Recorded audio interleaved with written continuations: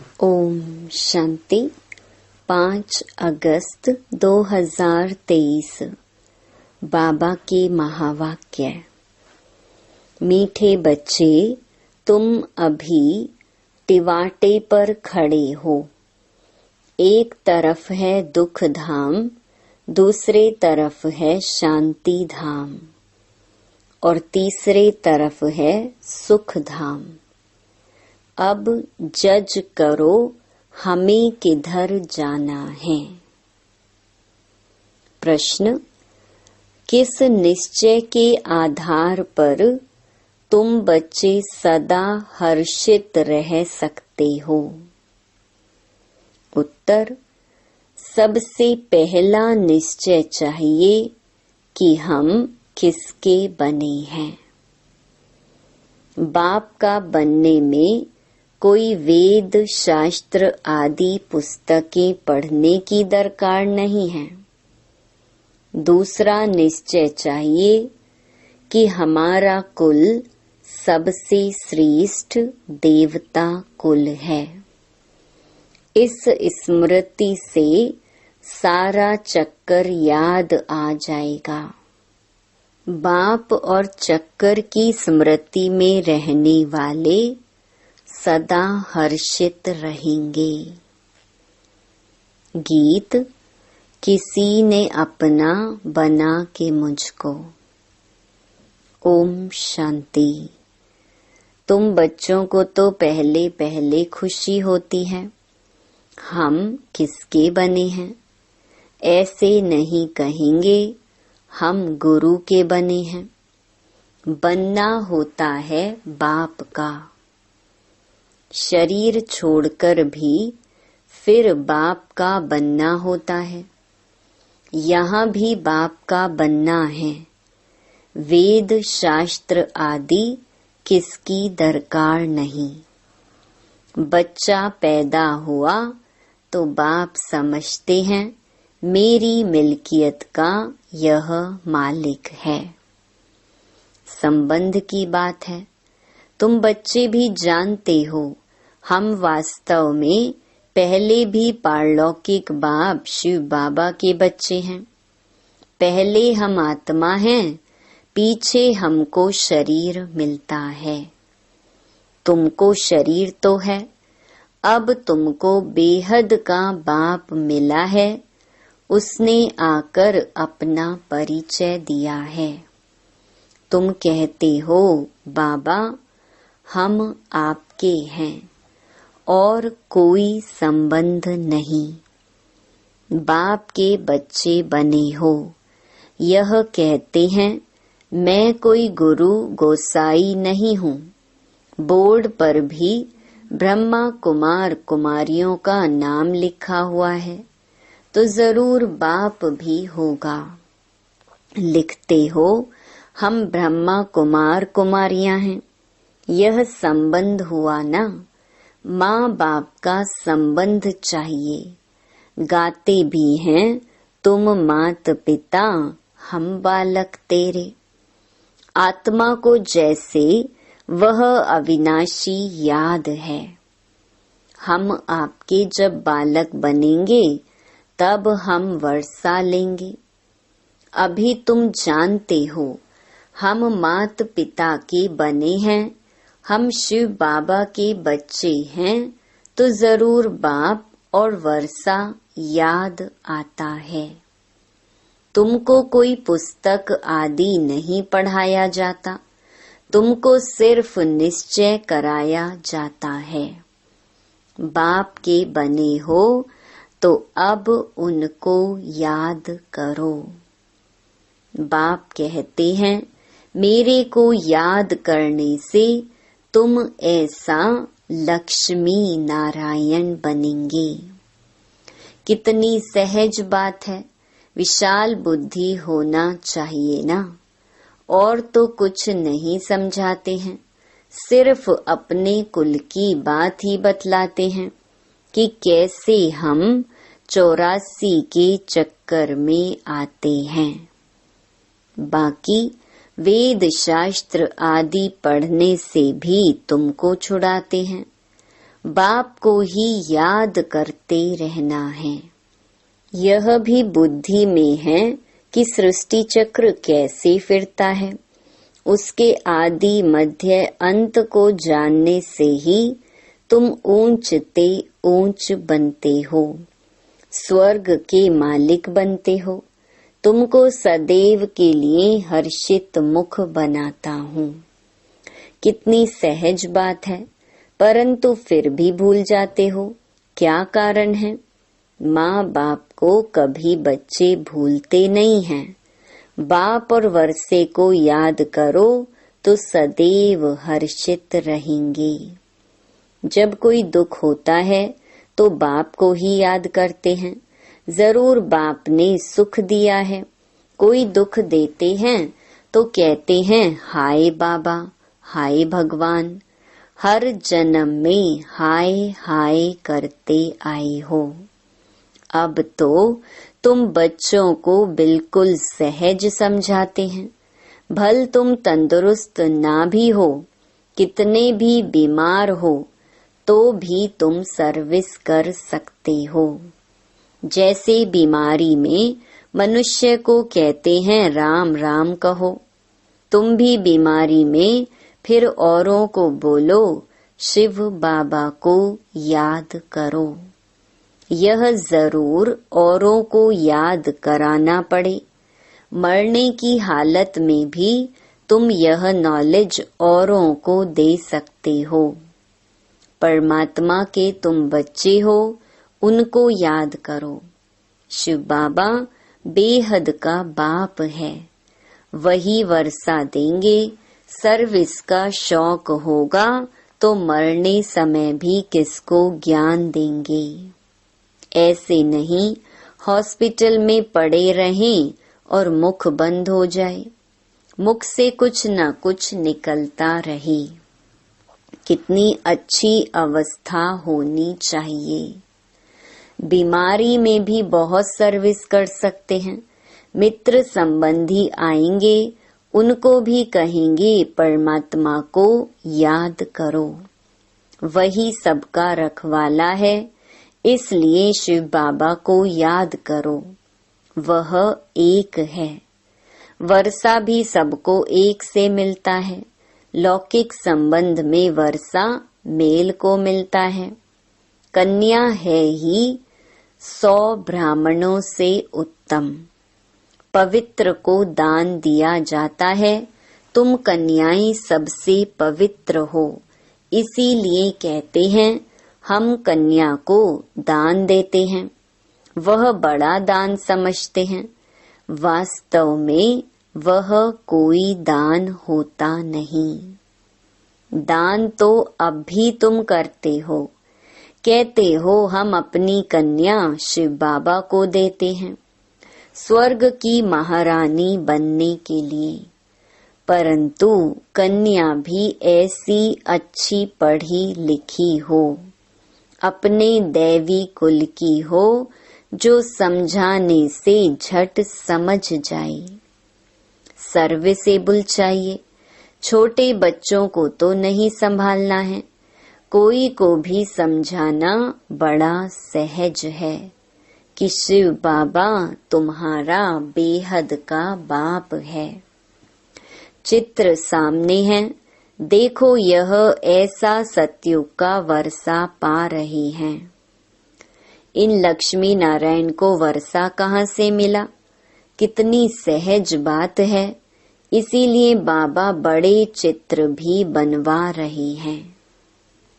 अभी यह नाटक पूरा होता है। हमने 84 जन्मों का पाठ बजाया। अब वापस बाबा के पास जाते हैं, फिर नई दुनिया में आएंगे। हमारा बाबा नई दुनिया का रचयिता है, उसका हमको मालिक बनाते हैं। आपको भी तरीका बतलाते हैं कि बेहद बाप से सदा सुख का वर्षा तुमको कैसे मिलेगा। एक तो समझाओ मैं आत्मा हूँ, मैं आत्मा खाती हूँ, मैं आत्मा चलती हूँ, यह बड़ी अच्छी प्रैक्टिस चाहिए। देह अभिमान टूट जाए। देह अभिमानी को लौकिक संबंध याद आएंगे। देही अभिमानी को पारलौकिक बाप ही याद पड़ेगा। उठते बैठते चलते यह बुद्धि में रखना है, मैं आत्मा हूँ। बाप की मत पर चलना है।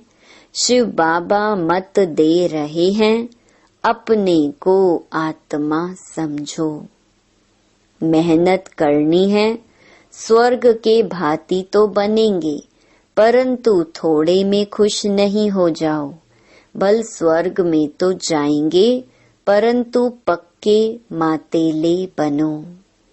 मातेला उनको कहा जाता है जो बाप दादा को ही याद करते। दूसरा कोई याद पड़ता तो वह सौतेले हो जाते हैं। बहुत हैं जिनको दोनों याद पड़ते रहते हैं। यह बाप है अविनाशी स्वर्ग का वर्षा देने वाला। यह भी कुल है, वह भी कुल है।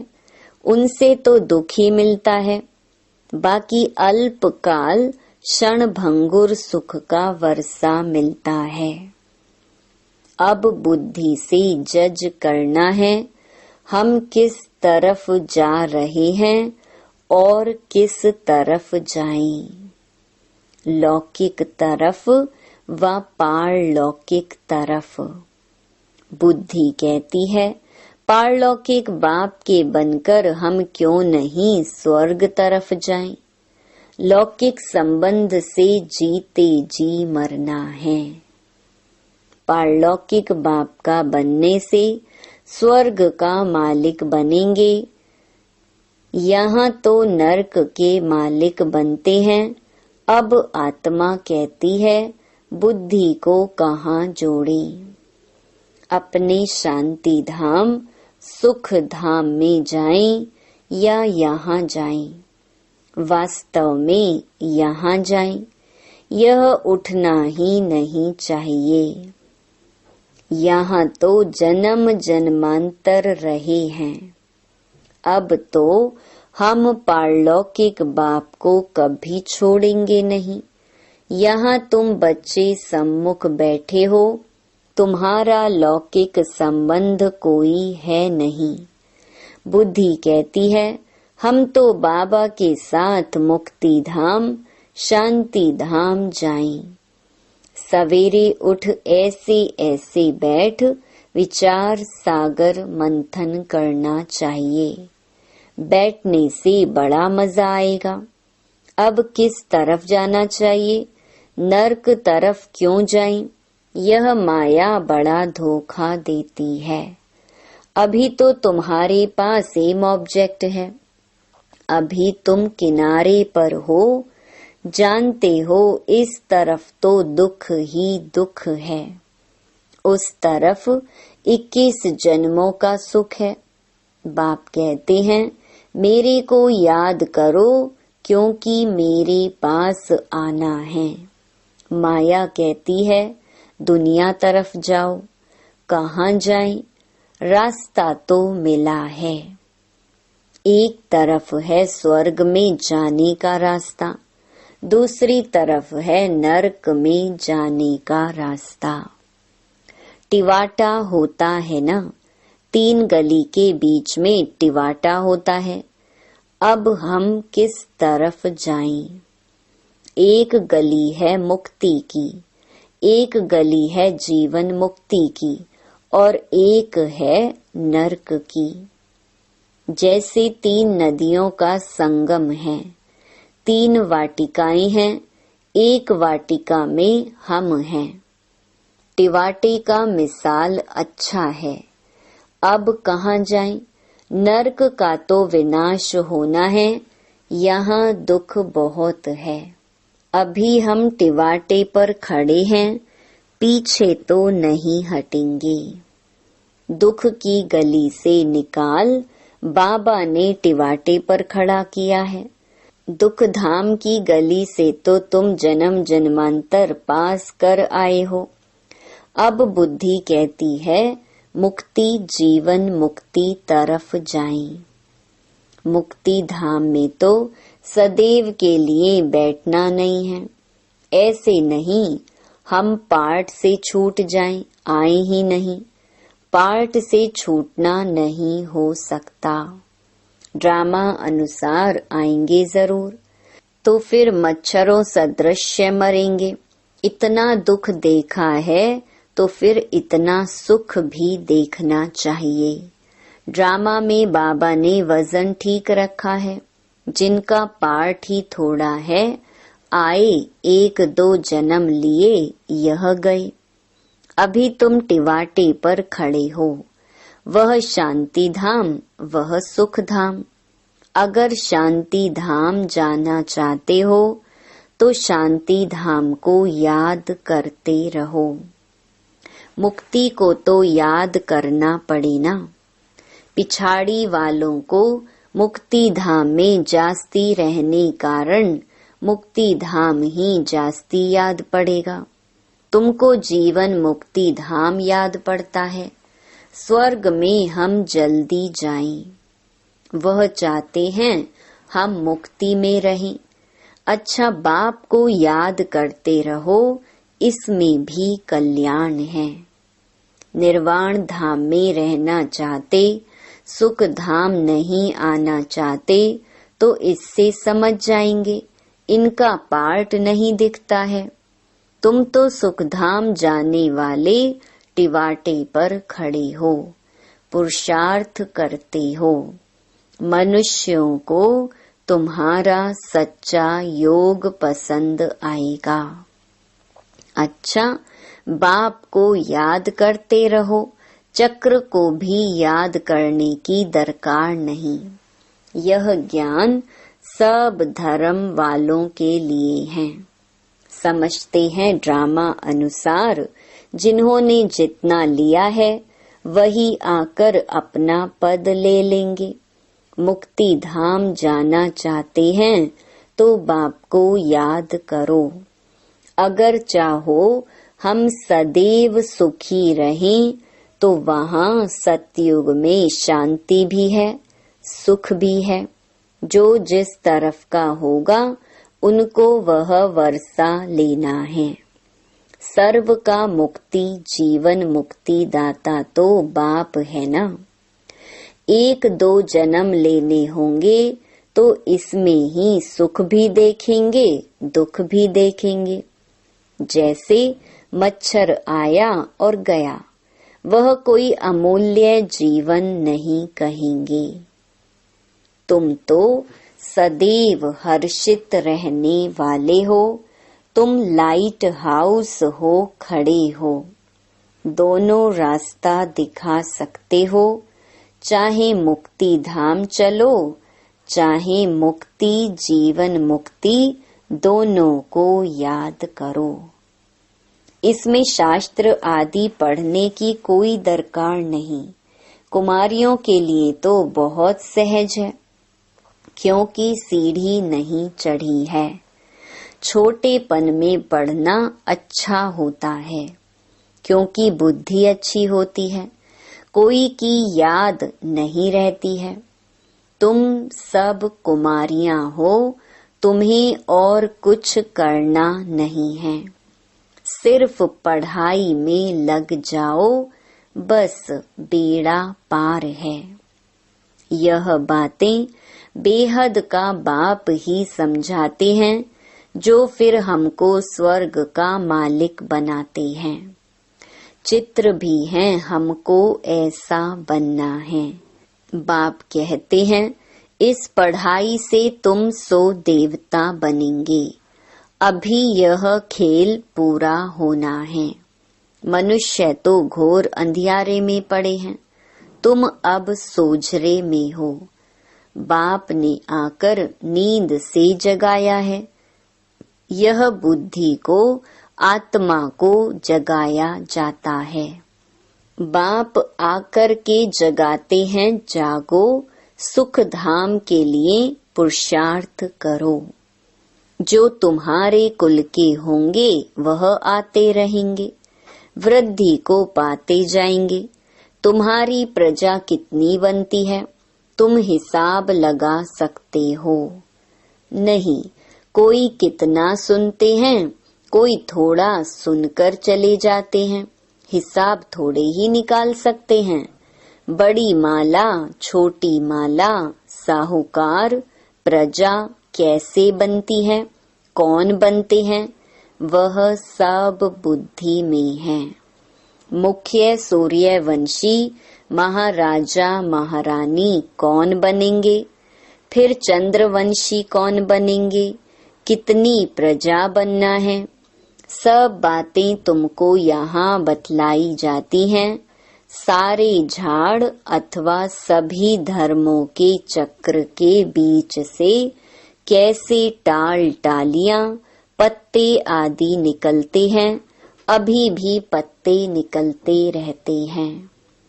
वहाँ निराकारी दुनिया एकदम खाली हो जाएगी, फिर विनाश होना चाहिए। बड़ी लड़ाई में करोड़ों मरे होंगे, अनगिनत। यहाँ तो कितने खलास होंगे, बाकी थोड़े सतयुग में आकर राज्य करेंगे। अभी तो कितने मनुष्य हैं, अन्न ही इतना नहीं। तुम बच्चे जानते हो बाबा आते ही हैं संगम पर। बाप समझाते हैं, बच्चे शरीर निर्वाह अर्थ कर्म तो करना ही है। हर बात में राय पूछते जाओ। हर एक का हिसाब किताब अपना अपना है। श्रीमत अविनाशी सर्जन से लेते जाओ। सबको अपनी अपनी दवाई बताएंगे। समझाया जाता है यह दुनिया खलास हुई पड़ी है। अब बाप को याद करो तो बेड़ा पार हो जाएगा। बाप आए ही हैं नरक का विनाश कर स्वर्ग की स्थापना करने। हम आपको भी राय देते हैं। श्री श्री से मिली हुई श्रीमत हम आपको भी देते हैं। बाप कहते हैं, मुझे याद करो तो तुम स्वर्ग के मालिक बनेंगे। अच्छा, मीठे मीठे सिकिलधे बच्चों प्रति मात पिता बाप दादा का याद प्यार और गुड मॉर्निंग। रूहानी बाप की रूहानी बच्चों को नमस्ते। धारणा के लिए मुख्य सार। पहला, सर्विस का शौक रखना है। बीमारी में भी बाप की याद में रहना है और दूसरों को भी याद दिलाना है। मुख से ज्ञान दान करते रहना है।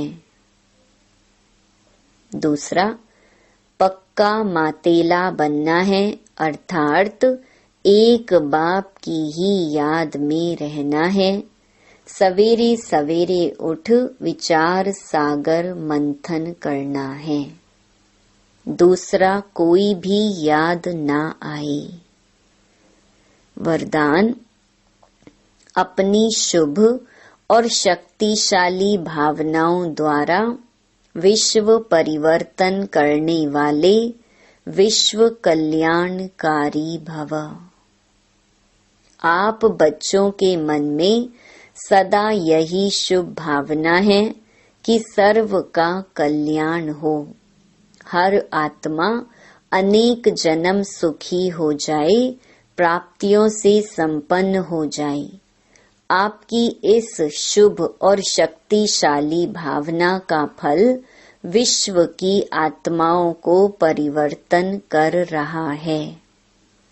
आगे चल प्रकृति सहित परिवर्तन हो जाएगा, क्योंकि आप संगम युगी श्रेष्ठ आत्माओं को ड्रामा अनुसार प्रत्यक्ष फल प्राप्त होने का वरदान है।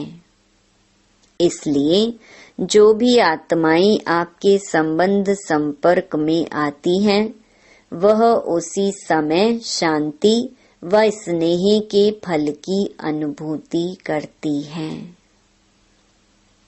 स्लोगन: त्रिकालदर्शी स्थिति में स्थित रहकर निर्णय करो तो हर कर्म में सफलता प्राप्त होगी।